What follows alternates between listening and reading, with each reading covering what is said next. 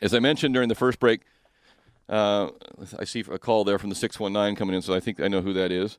Where's my notes here? So we had a little bit of we're getting very, very close.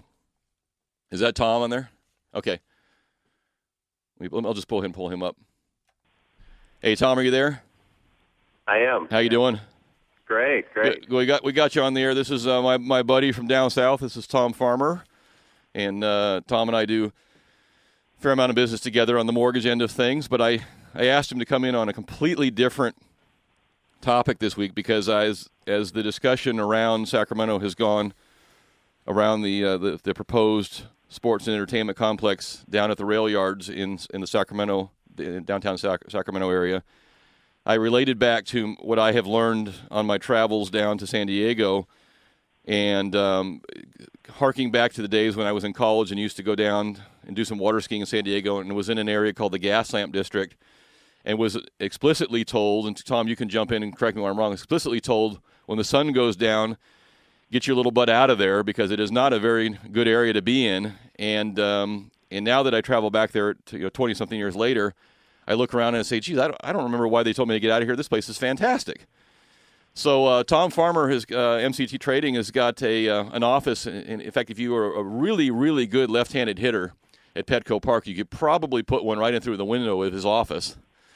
So Tom, tell me about what your recollections are of the area in downtown San Diego, the gas lamp, and what was before Petco and what is after Petco, if you don't mind. Sure.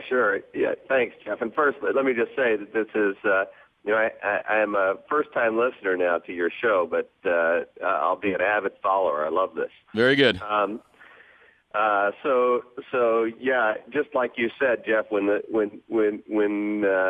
it got dark out, you got out of the gas lamp, 20, 25 years ago. So compared to today, I think you can officially brand the San Diego redevelopment downtown a success just by the nature of now it's a very livable place. It's a vibrant economy.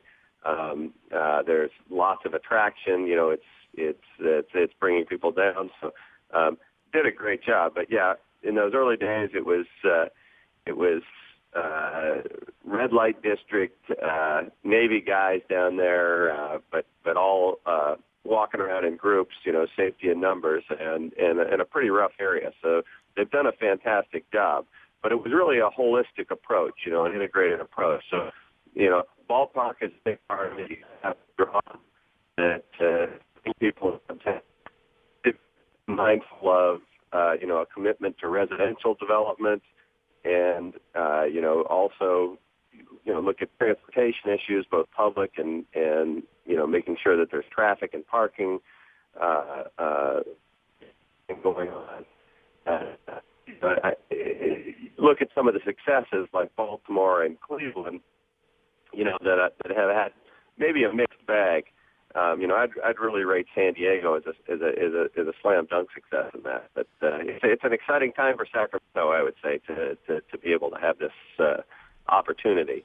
And you have limited opportunities really to go and do this redevelopment in a city, but it makes a huge difference. It made a huge difference for San Diego, I'll say. Yeah, Tom, I was reading through some of the blogs because it's interesting that we bring up San Diego now because San Diego's back at it again, is my understanding, and I just catching parts of it. But you guys are also now discussing what to do about the Chargers and whether they should go downtown or whether they should stay or leave and put more money in. And I noted some of the different blogs, and some of these go back to 2010. I was able to find when the discussion kind of heated up. But I think it's funny, the discussion around Petco Park, the people who were not willing to give it any credit, and their logic was this: well, by the time Petco Park actually was developed and actually opened its doors for play, the surrounding community was already grown up and already doing well, and so you can't attribute that to Petco Park.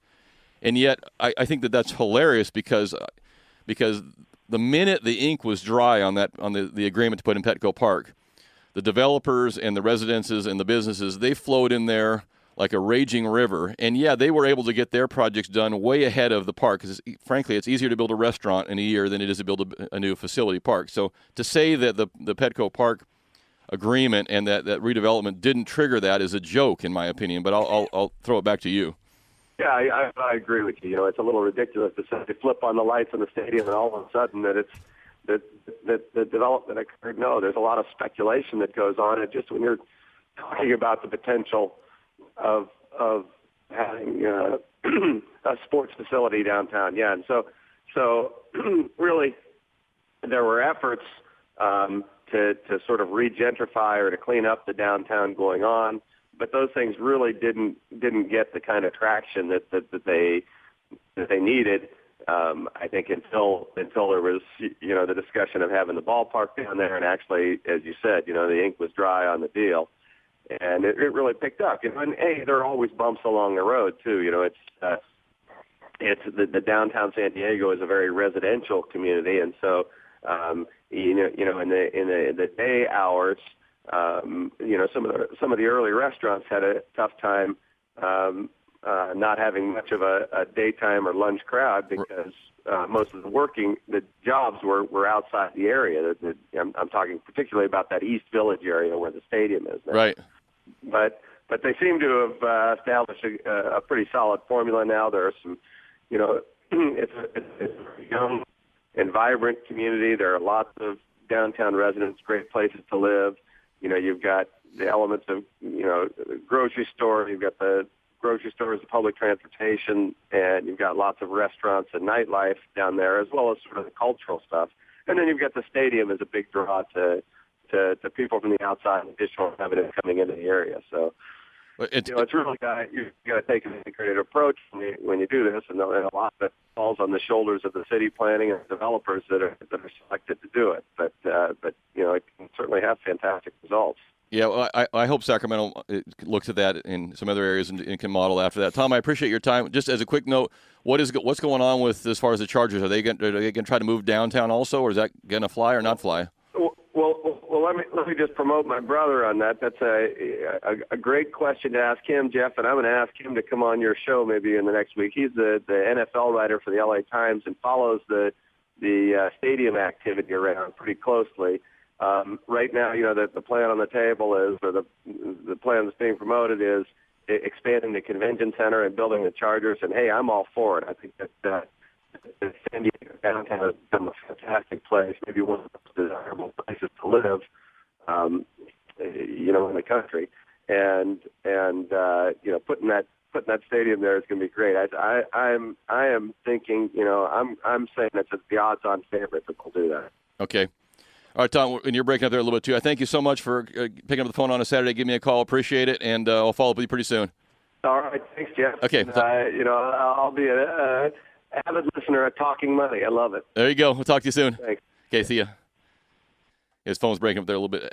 Have you been to Chris? Where don't the Chargers play out? They play out got out in the middle of nowhere right now, don't they? I don't know if it's north or south of the city, but it's out towards the university, I believe. Yeah, I went out there one time, and it just seemed like it was out in the middle of nowhere. But that's what people think of Arco too. We got to take a break here, I think, as well. Do we have more quiz questions, or we'll come up with something. I'll tell you what we'll do during the break. We'll take the first caller who would like to catch the Sacramento Theater Company's Dial M for Murder, a play based off of the Alfred Hitchcock movie. If you're interested in going and taking your spouse or significant other or just some guy off the street, we'll send you a pair of passes to the Dial M for Murder. Caller number 1 at 339-1140, 1-800-920-1140. If you're on the phone there on hold, we'll get to you on the high-speed train. A lot of comments on the high-speed train. That's good. We'll catch that when we come back as well. We'll be right back.